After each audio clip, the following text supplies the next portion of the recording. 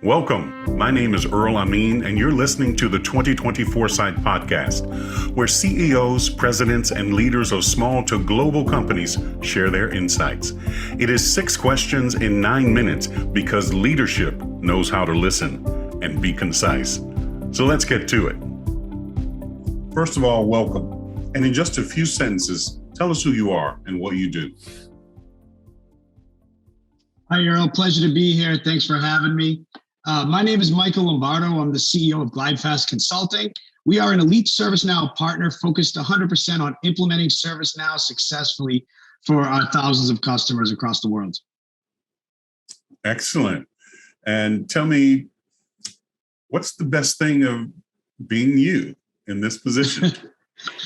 Well, I'd say the best thing about that's an interesting question. Best thing about being me in this position, I think, what I love, I'll tell you what I love the most about my job is, we get to help customers across the world basically modernize their processes. So a lot of organizations, as you know, I'm sure, have kind of stuck in some of the legacy challenges, those legacy workflows. And I just love the fact that we're helping employers and employees really across the entire world, across every industry, modernize and digitalize their workflows. The other side of it is I love the team atmosphere and the family atmosphere that we have here at Glidefast, and really the community and support we have for each other. So I just love being a part of it. I don't think I'm necessarily special or, above anyone else in my team. I just think I'm just extremely excited to be a member of our organization and be a contributor to our overall mission. Excellent. Now, I'm sure that you've heard, as I've certainly heard from other leaders, that leading a team by itself can be a challenge, but being able to see what lies ahead can also be a challenge. What are your thoughts? Yeah, you always have to be, 5-6 steps ahead of where you are today. And you also have to not be afraid of change. Change, Glidefast, we're just past 350 employees. We started with 0, right? Over 6 years ago. So you're constantly innovating and constantly changing. And the correct answer for a company at 50 employees is completely different to 150, right? You always have to constantly reinvent yourself, change how you used to do things, and constantly adapt, right? I mean, if 2020 COVID didn't teach us anything, I think one thing we can all get out of it is the ability to adapt and change how we used to do things and how things have done in the past. And I think that's very extremely true for businesses as well. Agreed. Now, from that great piece of wisdom you just spoke, what key piece of insight do you want to share with and for the benefit of other leaders out there? For other leaders and really anybody, I think, looking to become a leader is, just the work ethic, right? So I hear a lot of people talk about work smart, not hard. And some people translate that into working a 4-hour work week or some of these crazy things. It's just not reality. You really do have to work extremely hard, and you have to put in those hours, and you have to go above and beyond, send that extra email, make that extra call, send that extra LinkedIn message. You really do. I mean, if I work 80 hours a week and you only work 40, I'm getting more done in just a little over half a year than you are in an entire year. It's as simple as that. Now, that doesn't mean, do swivel chair activities and don't be efficient until, not working smart. No one's saying that, but there's a level of effort and hours and energy that does have to go into being a leader or becoming a leader. And I'll tell you, it's the same. I put the same amount of effort I do today than I did when I was 18 years old. First professional job in the help desk. I put a lot of effort into that. And I put a lot of effort into my side projects, and I put a lot of effort into my life and personally, right? So I think that should never change. The amount of energy and effort you're putting into things should never change. hopefully as you grow in your career and your life, you're dedicated to more meaningful, impactful work. But that level of energy and effort has never changed. Outstanding. So, Michael, what other successful CEOs like yourself would you like to acknowledge or give a shout out to and should be on my podcast? Oh man, if you can get him, Bill McDermott.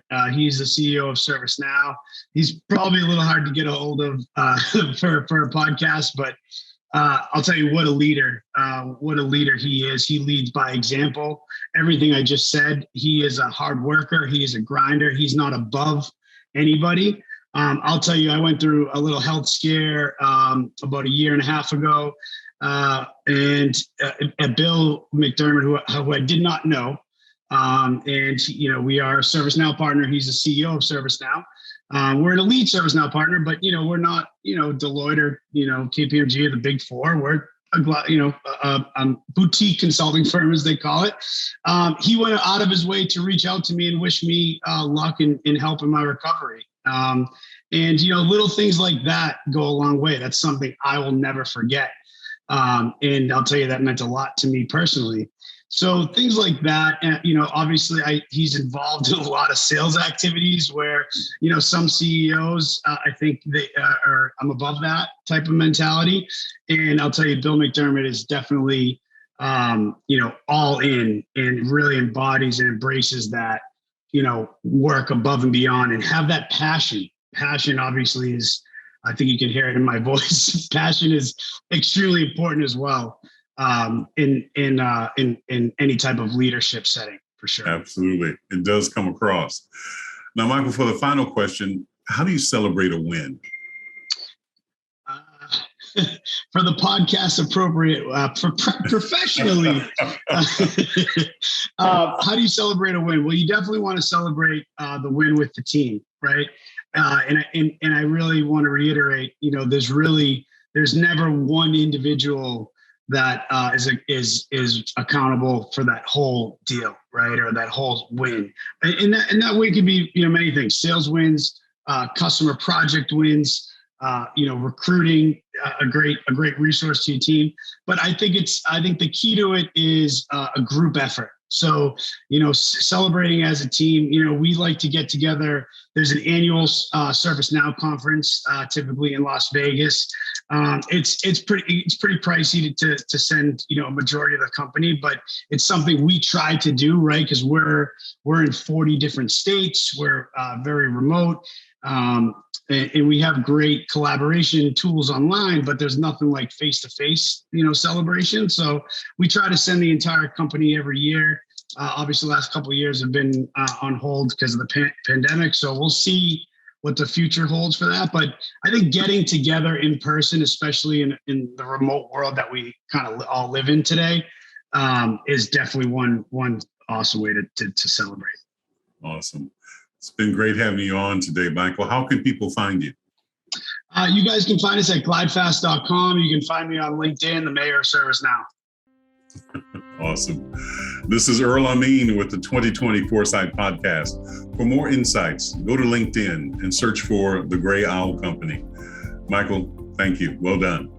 Thank you, Earl. From one dynamic CEO to another, from one impactful company to another, up next is an equally great leader worthy to be listened to. First of all, welcome.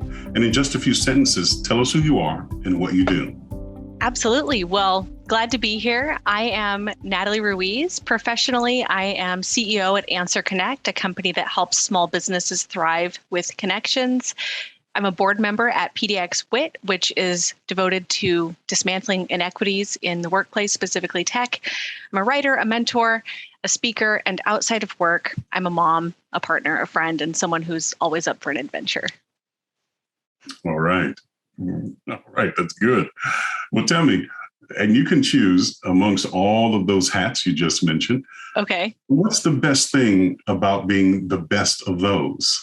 It's a great question. So I have always had big dreams and lots of ideas. And I think in all of those things, I found a way where I get kind of an all access pass to try to leave people and places better than I find them. And professionally, being a CEO means that I've got the real ability to use my title, my power, my privilege to make an impact. Outstanding. Well, I'm sure that you've heard, much as I have, that leaders say that leading a team in and of itself can be very challenging. But when you add the component of needing to see the road ahead, that too can be an extraordinary challenge. What are your thoughts? It's definitely challenging. I think that we all do our best, and there's a misconception that CEOs should somehow know it all or have all of the answers. And I think that is the mistake. Great leaders surround themselves with great people. And if you can collaborate, if you can call more voices into the conversation, that's how you're going to meet the challenges of the day. Again, well said. Now, out of that little great piece of wisdom, what particular piece of insight do you want to share with and for the benefit of others in your position? Well, I think it's really key. If you want to invite folks to use their voice, share their insights, maybe disagree, call upon all of the experiences that have made them, you have to create an environment that's psychologically safe. And psychological safety means that sometimes you even mine for disagreement or dissent and go for the strongest idea. And leaders have to model this. Leaders have to make that okay. We have to create that environment. And I think that we are now living and working in a time where that is what people expect. We've gone through some remarkably tough things, and people want to show up as themselves. They want to use their voice, and they expect that work is going to look, feel, and take place a lot differently than it used to.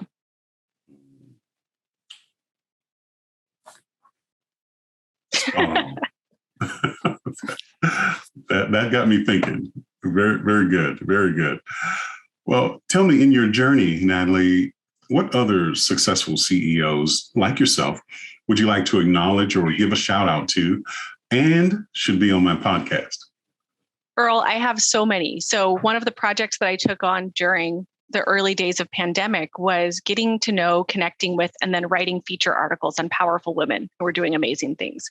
So I have a very long list, but top of mind, because I still connect with these folks, would be Elizabeth Stock, the executive director at PDX Wit. She is amazing. It would be great for your show. Emily O. Weltman of Collective Flow Consulting, Arlene Simon of Abby Invents, who is an inventor, an author, and one of my daughter's heroes.